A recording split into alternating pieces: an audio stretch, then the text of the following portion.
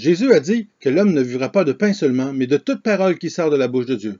C'est pourquoi le site internet Nourriture pour l'âme est heureux de vous offrir cette capsule vidéo afin de vous présenter la parole de Dieu. Aujourd'hui, nous allons considérer la source de nos origines. Lorsqu'on s'interroge sur la source de nos origines et qu'on fait des recherches, il y a deux écoles de pensée à laquelle on est confronté.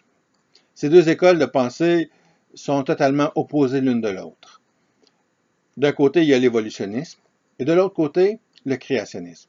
L'évolutionnisme revendique l'autorité de la science et le créationnisme, l'autorité de la parole de Dieu, la Bible. Laquelle de ces deux approches est véridique? Pendant longtemps, seul le point de vue créationniste était reconnu. Toute personne qui rejetait ce point de vue était considérée comme étant un hérétique.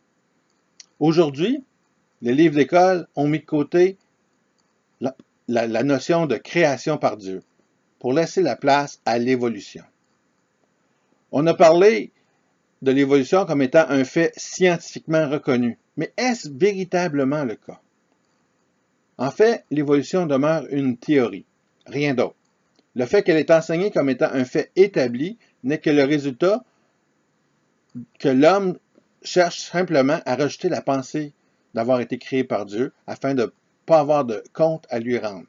Les humanistes ont embrassé la théorie sans attendre que l'étude de notre environnement nous prouve que nous sommes simplement le fruit du hasard.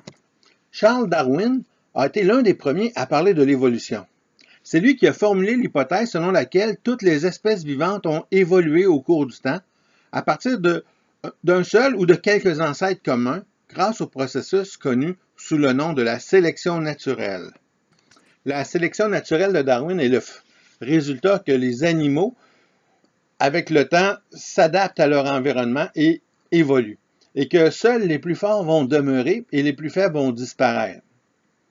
Suite à Darwin, plusieurs ont ajouté à la théorie de l'évolution et ont affirmé que l'évolution a pris sa source dans un événement qu'on nomme le Big Bang, une grande explosion qui a provoqué, par le mélange des particules, l'univers tel que nous le connaissons aujourd'hui. Le problème est que personne ne peut s'entendre sur la source de cette explosion. Et que, suite à cette explosion du Big Bang, les particules se sont mélangées et ont formé l'univers tel que nous le connaissons aujourd'hui. Ce fut un processus qui s'est échelonné sur plusieurs milliards d'années, le résultat de croisements hasardeux. La Terre que nous connaissons aujourd'hui, sur laquelle nous vivons, en est l'un des résultats. La Terre était composée d'eau et de terre, et dans l'eau, il y a eu des cellules vivantes qui se sont formées.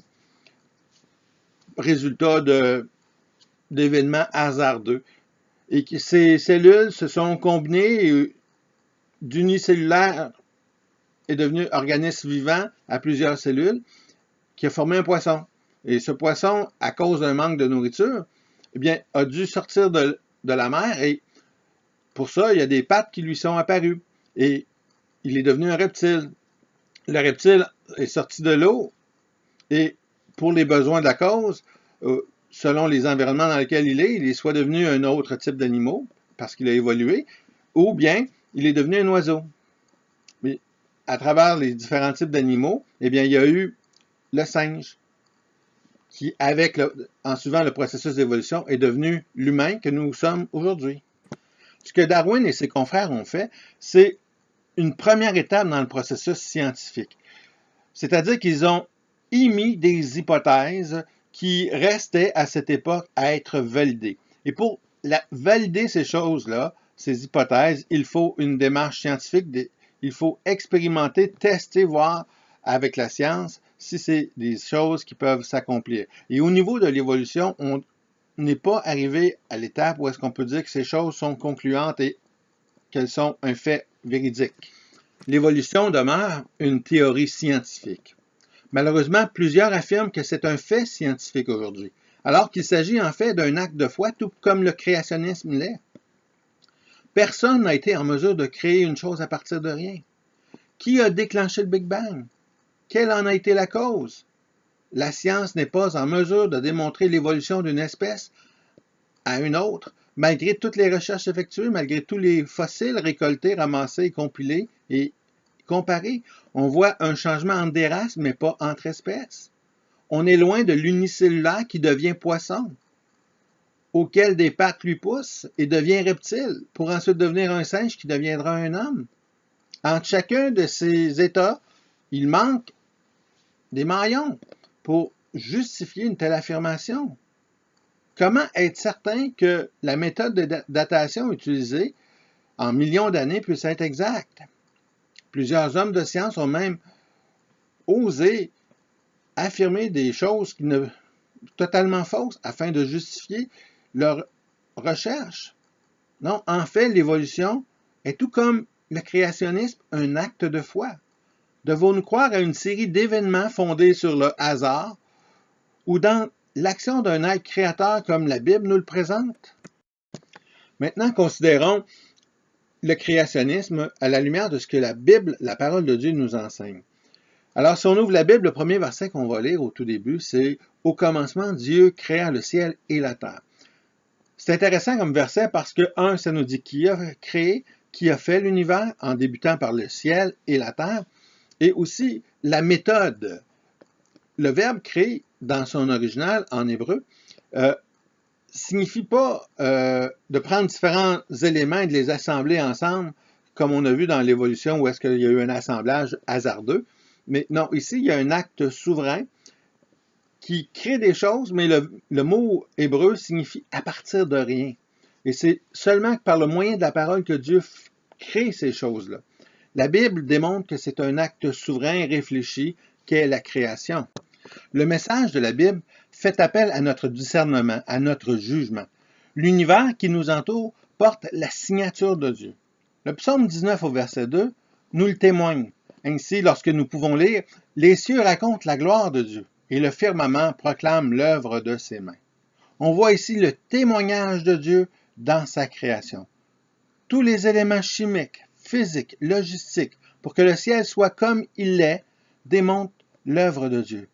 La création est le chef-d'œuvre signé par la main de Dieu. C'est d'aucune manière le résultat d'un accident. En regardant l'ensemble de la création, comment croire que ce que nous voyons est le fruit du hasard? Que ce soit de l'infiniment petit à l'infiniment grand. Ce que nous avons sous les yeux est un pur chef-d'œuvre, rien de moins. Tous les petits détails essentiels à la vie que l'on retrouve dans le corps humain, le système digestif, l'essence, le cerveau, etc. Tout cela est très complexe et la science est loin de pouvoir tout expliquer compte tenu de la grande complexité de la création de Dieu. En regardant l'univers, nous nous voyons comme étant infiniment petits et vulnérables. Non, l'univers n'est pas le résultat du hasard, c'est l'œuvre de Dieu. L'apôtre Paul a écrit dans Romains chapitre 1 que les perfections invisibles de Dieu, sa puissance éternelle et sa divinité se voient comme à l'œil depuis la création du monde quand on les considère dans ses ouvrages. Alors, ce que Paul a voulu dire, c'est que lorsqu'on considère l'œuvre de Dieu, la création qu'il a fait depuis la création du monde, eh bien, c'est le témoignage vivant de son existence.